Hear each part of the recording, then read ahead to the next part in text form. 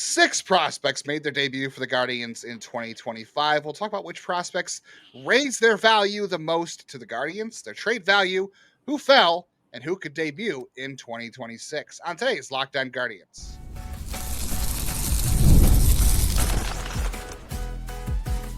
You are Locked On Guardians, your daily podcast on the Cleveland Guardians. Part of the Locked On Podcast Network, your team every day.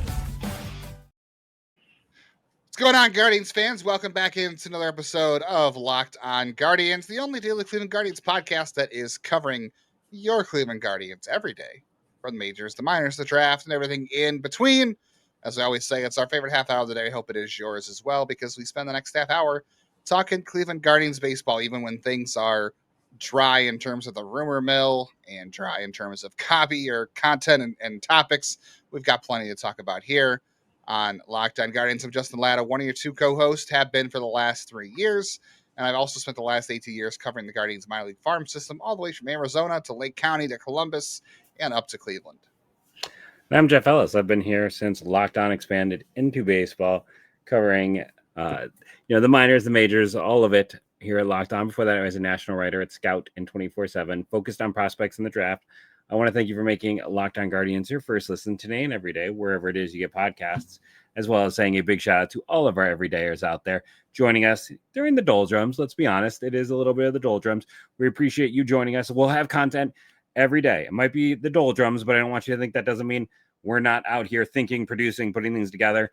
And we've got one today. We're known for our prospect chatter, and this is going to be a deep prospect chatter episode.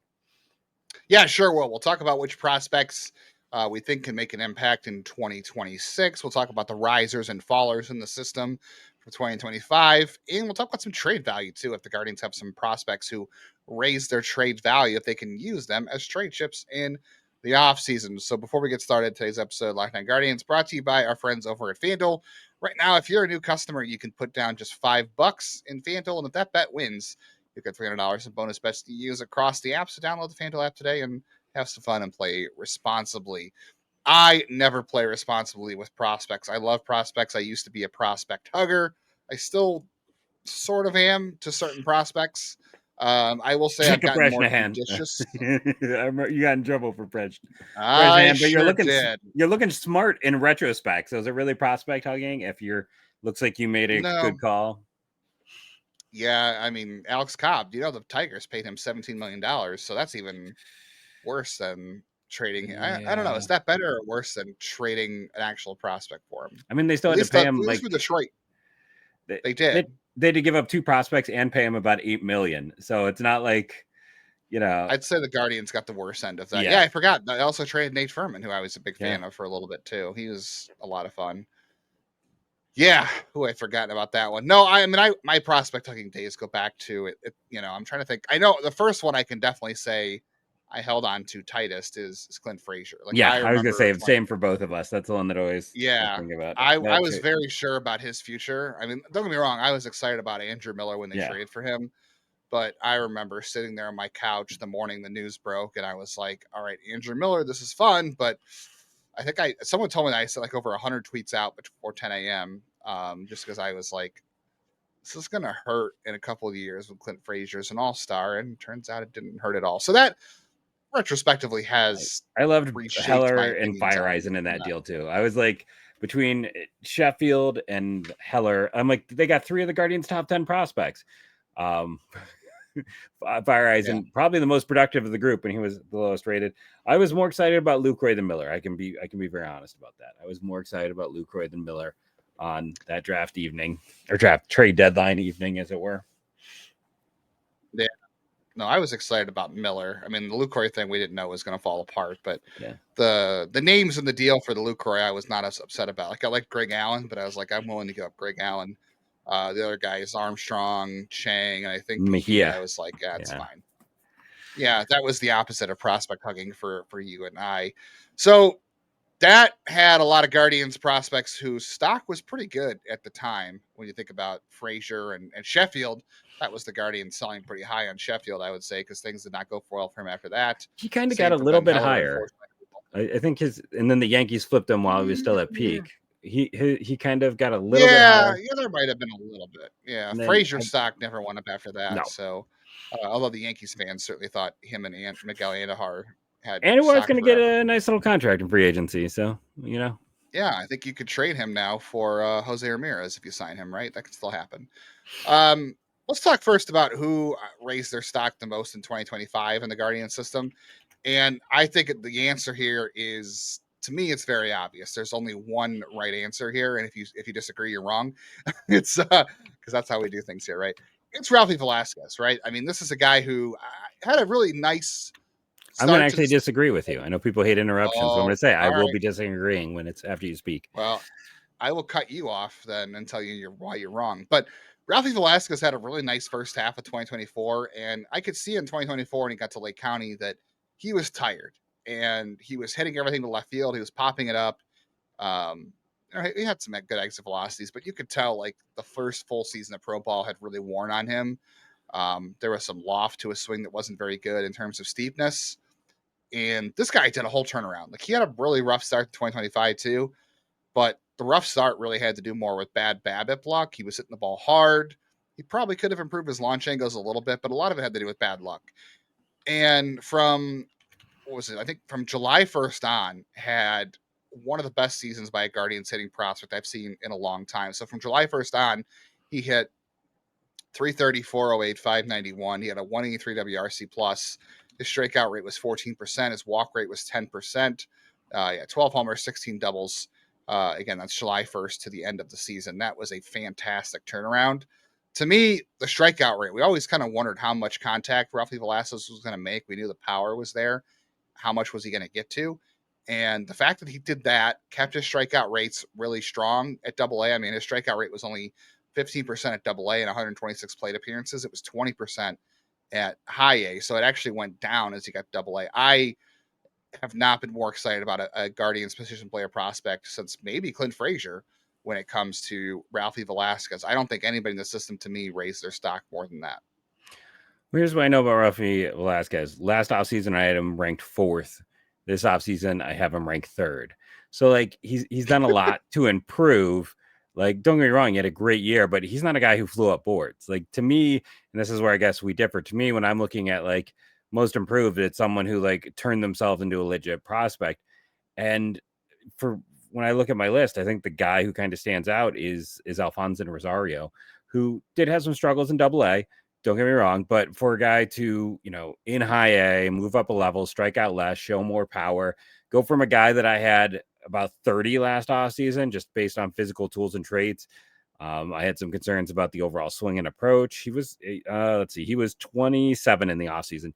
And I've got him 12. I could have easily had him 10 or 11. Like right now, this is a very work in progress list, but he's kind of in that pretty easy 10 to 12 range. Even with the struggles in AA. So for me, he's the most improved because, I mean, Ralphie, last year I had Ralphie behind Bazana, Janau, Churio. This year he's behind Bazana and Janau. And, Churio kind of did himself in, is why he is where he is. So don't get me wrong. Yeah. Ralphie had a great year. I'm very excited for Ralphie as a prospect. I think he is fantastic. I think he did a lot to make it a very exciting situation where last offseason, I probably would have been okay trading him. This offseason, if they were to consider trading him, it would hurt a lot. But that's it depends. I can see what you're saying, though, about this idea that he elevated he raised his ceiling. Like he definitely, I think, to you and I, showed a bit more ceiling, high end, what he could become. But I'm just gonna, or maybe not ceiling, maybe more the floor, like made it feel a little safer. But I think he kind of stood out for me, or Rosario stood out for me, I should say, just in terms of overall leap. Yeah, Rosario was really fun to watch. I didn't have as high expectations for him coming into the year. Like when they made that trade for Rosario, I was like, okay, this is an interesting prospect. Not a guy they have in the system currently that has the similar skill set or tools. So I was excited about that, but there were some things I was down on him about. And he quelled some of those concerns, but not all of them. I think for me, Ralphie raised his floor. The ceiling was always there. He didn't jump my prospect board as much as anybody else because he was already pretty high. But now I feel a lot safer projecting him forward. To me, that's a big step for me. I'm glad you brought up trades, though, especially involving guys like Ralphy Velazquez. We'll talk about who has the highest trade value this offseason, who would be willing to trade to get the Guardians some help at the major league level. That's coming up on the rest of today's Locked On Guardians. This episode of Locked On Guardians brought to you by our friends over at Prize Picks. Look, we all going to make decisions every day. And being Prize Picks, that can actually pay off when you're right. So you don't want to miss the excitement of the sports season. So if you're following the NFL, the NBA, there's really no better time to jump in on the action. If you haven't tried yet, Prize Picks is actually a really simple way to play daily fantasy sports. All you got to do is pick more or less on at least two players' stats. So you get those right and you win, and it takes 60 seconds or less to add in your first lineup anywhere Prize Picks operates. So you can pick things like Josh Allen's touchdowns and passing yards, more or less on those. You can stack the same player stats. You can do a little bit more. And they have things like the player injury reboot. So if Cam Scatterwood leaves the game early, it can save your lineup from a loss. So download the Prize Picks app today. You're going to use our code LOCKEDONMLB, and that's going to get you $50 in lineups after you play your first $5 lineup. That's code LOCKEDONMLB for $50 off lineups after your first $5 lineup. Prize Picks, where it is good to be.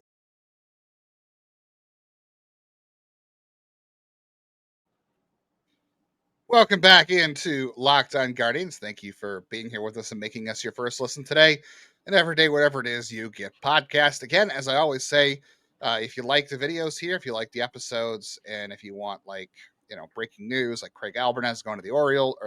Yes, the Orioles. Almost Cardinals. Yeah. Orioles. Yeah, Orioles. I almost said Yep, Cardinals. that's the right bird. Cardinals. That's the right bird. Yeah, one of those birds. Anything the Guardians do this offseason, we'll have a reaction video to it. We'll have an episode on it. We'll have some bonus content, other things like that. Hit the bell on YouTube. You'll make sure all that gets sent to your phone when it posts. If we do a live show, you'll get notified of that too, which we may do. And if you hit the auto download feature on all of your audio platforms, we're available everywhere. You keep us in your rotation every day. So when you go out to walk the dog, or you go out for your workout, or you're just cooking or washing dishes, put us on in the background, and hopefully we can help you pass a half hour by talking about the Guardians, because we know you're not getting that anywhere else for the most part on a day-to-day basis. And we'd love to be anywhere with you talking baseball and Guardians in your homes. All right. You mentioned it would hurt a lot to trade Ralphy Velazquez this offseason versus last year. And I also want to say the Rosario thing, I didn't have him as high on my board coming into the year either. He was a guy I was excited about when we traded for him, but I thought the swing was a little bit grooved, and I thought he was going to have some in zone swing and miss issues and some strikeout issues, which he kind of showed a little bit of Double-A. It was a rougher go there. I was more impressed by Ralphie at Double-A because he kept it going at Double-A. Like, he didn't miss a beat. I know the first couple of games he played in Double-A was Reading, and I'm pretty sure, even though I hit 0 home runs in my 1 home run derby at Classic Park, I'm pretty sure I might be able to come close to a home run in Reading. It's literally like a high school baseball stadium for those who don't know. It's bad. It's bad. So, I get that, but he was still pretty hot otherwise. I want to ask you this. I think CJ Kayfus raised his value enough, and he's no longer a prospect because he got over. No, actually, he only got 138 plate appearances. No, yeah, he's still a prospect. Yeah, he is still a prospect. I would say he raised his value quite a bit because he did mash in AAA. Like, he had put up good numbers. When we talk about guys who have more trade value this offseason, I think if you're going to make a trade from your farm system, which, to be fair, the Guardians haven't done a lot of in the offseason. I mean, the last major trade from their farm system, I think, probably has to go. You have Lane Thomas, but you can go back to Miller. You can go back to, I guess, not really Josh Donaldson. I don't know. I'm trying to think their last major trade of a prospect. The funny thing is, all those trades kind of Donaldson, they gave up a guy who became a future major leaguer. We'll have to see what happens with the Nationals. Joe Smith, Samad Taylor became a future major leaguer. Wasn't that the Joe Smith one? He did. Yes. It's interesting. They haven't given. One can make a case. It's like Yandy Diaz, because that's the thing. People will be like Junior Caminero. Prospect, yeah. Junior Caminero was not a top 20 prospect at the time of the trade. He was interesting, but he was not even I don't even think he was the top 30. I got to be honest, at the time of that trade. So that was just, yeah. We're looking for outfield upgrades for the Guardians this offseason, or maybe reliever. We talked a lot about free agency on Tuesday. You can go back and listen to that show if you haven't. I think the we'll talk about our ideal offseason in the future here as the World Series finishes up this weekend. So I think that involves acquiring an outfielder and a free agent, whether that's, trade, free agency. I don't know who's going to be available for trade. We might talk about one tomorrow on Trade Talk Thursday. But if you're offered a chance to improve the major league team in 2026, are you comfortable trading CJ Kayfus because of Ralphy Velazquez? Or are you more comfortable trading Ralphy Velasquez because you have CJ Kayfus? Like, which one of those guys would it hurt to lose more, but which one of those guys has more trade value? Because I feel like you probably can't hang on to both, right? Like, you feel like Kyle Manzardo is part of your future at this point. Kayfus showed enough to me, I think, to see more of him. Ralphie's not quite ready in 2026, at least not until very late in the year, if anything. Who, I know you said it would hurt to trade Ralphie a lot, but who do you think has more trade value, and who would you like to use to improve the team next year? Like, let's assume somebody's interested in Kayfus because he's already at the big league level, and they can pencil him in for next season wherever they play him in the outfield or first base. Would you use him to improve the team next year instead of try to run him out there and see what happens? Like, if you could get a more sure thing. So, just to address a few of your points. One, I don't think you have to, because I think either one of them could potentially be outfielders. I still think you could give Ralphie a run out there. He's probably, better off as a first baseman. But Kayfus did enough to show that he could be potentially an outfielder. And as much as people are going to be so mad at me, but as much as like everyone is so excited about, and rightfully so, the upsides of guys like Valera and of DeLauder, like they also have to show they're not made of crepe paper. They also have to show that they can. People complained about all the games that Bazana missed last year. In the last 2 years, Bazana has played nearly as many games as DeLauder has the whole time he's been drafted, which is a lot more. Like what, four seasons as opposed to 2, and Bazana, like that's just how much time he's missed. So I think, I'm not necessarily running up and down the aisles to trade either of these guys, but when I'm looking at them, it would hurt more to trade Ralphie. I think he also has more trade value overall because the ceiling is there. Kayfus is potentially a solid player, right? Like he's not a blow the doors off a type of guy. He is. I don't know how much trade value. Like, here's the thing: the two things that massively work against CJ Kayfus are, one, it's probably a 50, like he's an average regular, and 2, no one's sure it's going to work yet. There's some swing and miss. There's like you kind of need a guy with a lower ceiling who's not playing a premium position to show that they can do it. And he was fine in stretches. He was a little inconsistent last year overall, which is what a lot of guys are when they're called up. There's nothing wrong with that. I still think he has a chance to be a solid regular. I just don't know, if you're a contending team, you have no interest. And if you're a rebuilding team, you want someone with more ceiling. So I don't think Kayfus is a good trade chip. I don't think he is. Like, if I am out there and I'm running a team that's in a rebuild, I don't want to trade for CJ Kayfus. Like, you're not, I want to trade for Ralphy Velazquez. I want to trade for a guy who has a chance to be, a middle of the lineup hitter, who has a chance to be an all-star, has a chance to be something special. I don't want to trade for the guy who's like a 55 defender, 60 defender at first base, who's going to be, probably a league average-ish bat. Like, that's fair. I don't see, and that's kind of the problem for a guy who doesn't play up the middle, right? Like, if you're not up the middle, then you better be easy to project plus. And I don't know he's someone that's easy to project as plus. Yeah, that's fair.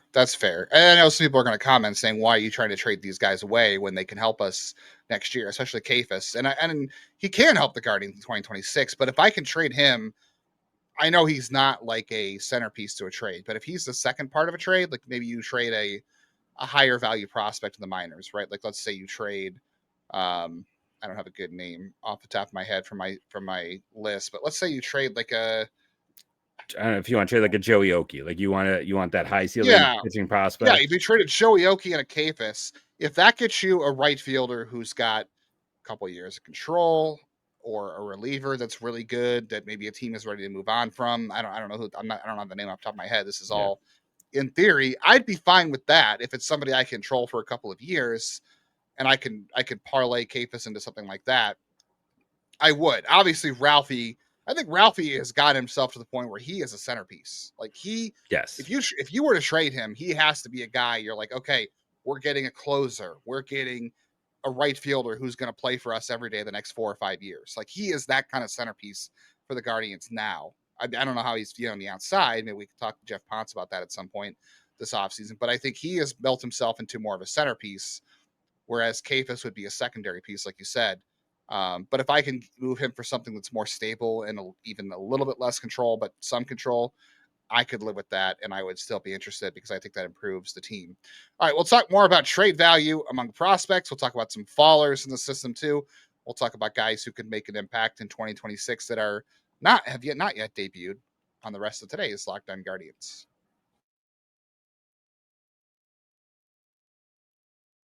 NBA is back, and there is no better place to get in on the action than FanDuel, the official sports betting partner of the NBA. Let's say you're tuning into a game and you miss the start of the game, or you just want to ride the hot hand throughout the game. FanDuel has live bets on everything from who's going to score next to fourth quarter comebacks for your team. So you can combine things like live bets into a same game parlay for a shot at a bigger payout. That's what I always do, honestly. When I'm on FanDuel, I go for the big payouts. I'm going big or going home, but I'm being responsible about it, and you should be too. The Cavs, they are 4.5-point road dogs to the Boston Celtics. I will be checking out that on Wednesday for sure. You can as well. FanDuel keeps every game exciting, especially when your team is making that late comeback push. Right now, FanDuel is giving our customers $300 in bonus bets if you're a new customer and you bet your first $5 bet wins. So go to FanDuel.com, sign up, play your game with FanDuel, the official sports betting partner of the NBA.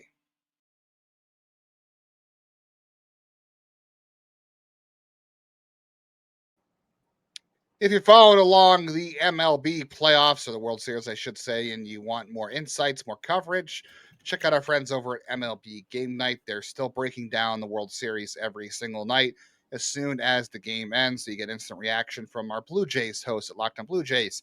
You're getting instant reactions from Locked On Dodgers on there as well.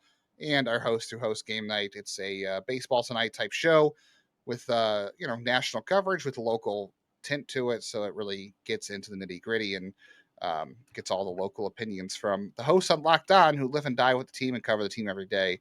So check that out after you finish listening to Locked On Guardians. I got to say too, we were talking about like Velasquez and Kayfus. You talked about Alfonsin Rosario. This might be an unpopular opinion because I know a lot of people liked him this year. I would 100% flip Rosario this offseason if I can get something at the major league level. He raised his value a little bit this year. Like you said, he raised his stock, but he's a guy I would absolutely look to flip because I think that as he gets higher up in the levels, strikeouts are going to become a concern. I don't think his value is ever going to be higher than it is now. That's a guy I would look to flip in the offseason if I could get, I don't know. Has he raised his value enough where you can get a reliever that's better than Eli Morgan? Because that was obviously who he was traded for. Like, do you feel like you can get more than Eli Morgan for him? Maybe not straight up, I guess, but I don't know. That's a guy I would look to cash in, I think. Before I dive into that, I want to throw out one correction before people jump in. CJ Kayfus is no longer a rookie, by the way. He no longer qualifies. He has 138 plate appearances. 130 puts you over it, so you can save the comments. Oh, I thought it was 150. Interesting. Nope, it's 130 now. And I believe coming up August 2nd, he also had enough days on roster because it's like 45. Yeah. So he's no longer technically a rookie. So and to go to Rosario, I'll play. Still has 6 years of control, by the way. He does. Yeah, I'm not just because I know people sometimes semantics, right? So I was attacking the semantic tree. I know people will be like, never. People love to say that I like to be a contrarian. So they're going to view this as me just being the contrarian here. But the one thing I'll say with Rosario is what makes me nervous about just assuming anything with him is I don't think any of us assumed that he would adjust as he did. Like a year ago, he stepped up to, I believe, high A with the Cubs, struggled a bit. Next year, took off running. So I'm kind of curious to see if he can do that again this year. Because like neither of us thought that he would do what he did in high A. Like we thought he'd probably be closer to 30% K rate, not that he would drop his K rate while showing all that power. I do agree with you, though. I don't think his value will be higher to trade. And I do think, I mean, he moved up. He went from okay. Like his season this year was better in every way than the year he had before with the Cubs while doing it at a higher level. He has good traits. He has a lot of things that stand out. I don't know, like for instance, to go back to my solo episode from 2 weeks ago, it's like it almost feels overkill to do like Rosario for a Jimmy Herget, but it's like, is that kind of in the range of what we're talking about? Because I do think Herget is better than Eli Morgan. But the one thing I'll say too, in the devil's advocate side of it, is both teams were viewing Eli Morgan through a different lens. Mhm. Cleveland was viewing him as this is going to be his peak sell value, because right now a team could talk themselves up into, his last 2 months. Maybe this is a 7th, 8th inning guy, right? Like and you and I even talked about on the show, I'm like, has Eli Morgan leveled up? Is this finally go? And they had a good enough stretch there where they could kind of sell him as that more than probably what he is. And the Cubs talked themselves into it. And I mean, it just didn't work out. Like, he'll be back next year, but he was hurt and he was ineffective most of the time he was there. I think he'll be fine. I think he's a major league reliever, but I do think you're trying to get more. I think his value has, like I said, when they acquired him, he was 27th in the system. Right now, like I said, he's 12th, and it's like the outfielder ahead of him is Churio, just because of his placement a year ago, and then behind him is Uniker Caceres. Like, he's in an interesting situation just in terms of, for me, for rankings. But yeah, I mean, I think you consider it because there are a lot of interesting outfielders. Guys below him, they're still interesting, are like Lavalette and Watson, in terms of my ranks. But like, you have some depth at the position overall, and especially if someone like Bazana, who we've talked about, ends up being an outfielder, you have even more depth at that position. Yeah, I'm all over Jimmy Herget. Like, I obviously agreed with you when you said talking about him as a target in the offseason, but I agree. Rosario's a guy I don't think that's overkill. Like, are you maybe thinking you could get more for him if he performs this year? Obviously, but it's one of those things where you talk about like it's like selling cards, right? Like, are you selling at high value? Do you want to hold on? And the Guardians have been really good at hanging on to prospects too long, right? We talked about that. Finally, the Guardians have a prospect like Rosario, who's got a lot of tools, who has a high ceiling, maybe a little bit of a lower floor, riskier floor.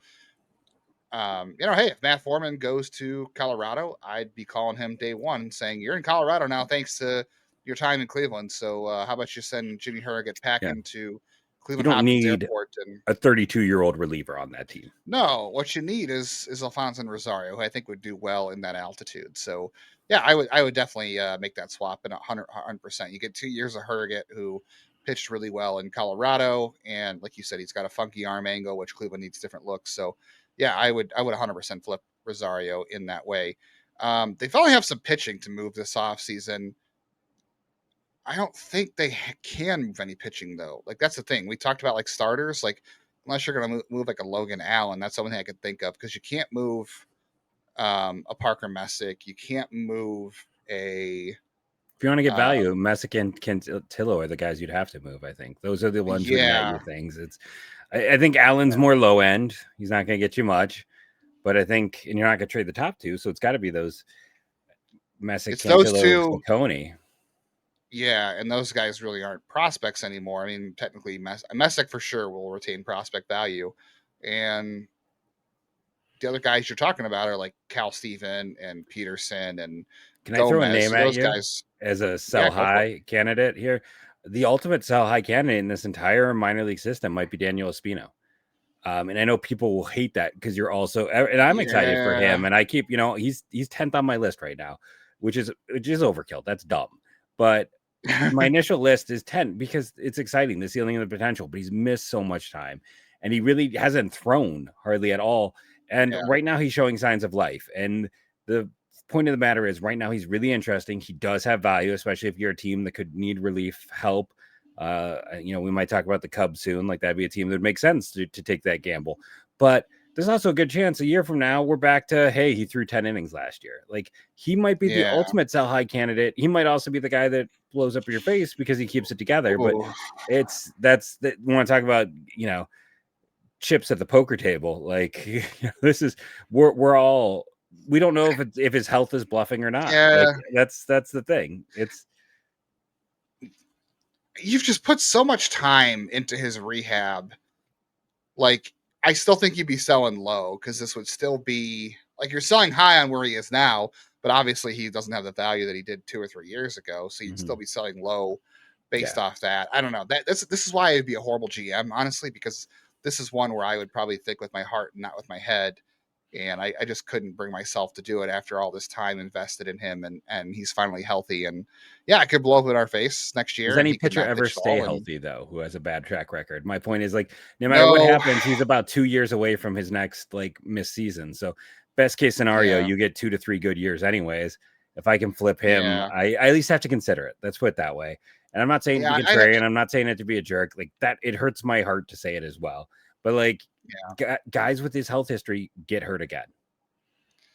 Yeah, it's unfortunate. Yeah, for sure. I would have a very hard time with that. I guess I mean no one's untradeable, but it depends on who's on the table, obviously. All right, real quick before we get out of here, whose stock do you think fell the most in 2026 or 2025 for the Guardians and their farm system? Because to me, he's so young where I can't really rule this out. But I wasn't really high on him to begin with, but I think obviously everybody else was. But my easy answer here is Welbyn Francisca. Everybody loved him coming into the year. And I got to be honest with you, and low, even it's low A, he's only a teenager, so I'm not saying he's cooked and he's not a prospect anymore and stop paying attention to him. But like, I didn't. All I did from Welbyn Francisca is see what I already thought was that I don't think he has got the hit tool, the ability to play shortstop, and the approach to be an impact big leaguer. Like I just don't see it. Yeah, you and I were always like, I remember when we worked on the Prospects Live list, and they're like, he's got to be fourth in the system. We're like, no. You I and don't I think were he's both. even. I don't. Not even top 10. He's I don't certainly even not have. now. He's not even. He's not top 20 to me. I mean, my initial list has him in the 20s. It was not a great year. I think if you're just talking about guys who had the biggest fall, it's him, and it's Franco Aleman. And I was trying to look at. I had a third name that and then it's Churio because of how high Churio was. Like those are the three guys that really slipped relative to their positions. I know there was some health, but then once he was healthy, maybe he was never healthy all year, but he just what's crazy though is poor. Churio still had it. Not that this is predictive, but he had a WRC plus over 100. He did, but like I mean, a year ago I was like, he's the third best prospect in the system, and if he's healthy all year, he might be number 2. Like I was, I mean, I was putting Churio up there as like above he was top above 5 like that's and now he's closer to like 10. So to me, that's he was 3 for me. Yeah, he was 3 for me coming into the year, and now for me, he is. I mean, it's 9. Aleman's like 30 on my list after being in the teens a year ago, and then I agree with you. Welbyn was. This is why I know we're running out of time, but like I don't like to rank guys based off of how sweet looking their swing is and how they play in the complex because there's been so many guys like this over the years. Yeah, Aleman for sure is one of those guys that I think is just totally blown up. Like Aleman's kind of the Espino. He never had the ceiling of Espino, but his value peaked a couple years ago when we really thought he was going to be the future setup guy. Happens to so many guys. Miklacek. Trying to think who else. So many of these closers we talked about, the closers in waiting that never make it. Like this, he's about the 4th guy this has happened now. Yeah, it's the same thing, just not on as high of a level, but it is the same thing. I could see Aleman losing his 40-man spot this offseason if they need to find something else to go on there. I'm not saying before the Rule 5 draft, but after the Rule 5 draft, maybe. We'll talk more about it in the future. Tomorrow's show, though, it is Trade Talk Thursday, so we'll talk about some trades. Jeff's got a couple names on his list we want to get to. There's one big name we're going to explore. No, it's not Mike Trout. I know people didn't love that. Well, it is what it is. Some people loved it. You got Mike, and I didn't know he had a hunting cabin in Coshocton. One of our listeners let me into that. Put that in our comments. Yeah. Well, there you go. See, that's always fun things. And we'll talk about what the future is in center field for the Guardians in 2026 and beyond. Yeah, can they improve the black hole? Thank you all for joining, rating, reviewing, downloading. Much. It helped. You and I might actually be an improvement, sadly. I think a broom on a broom pretty much does it. Get a mop out there. Thank you all, and go Guardians, go.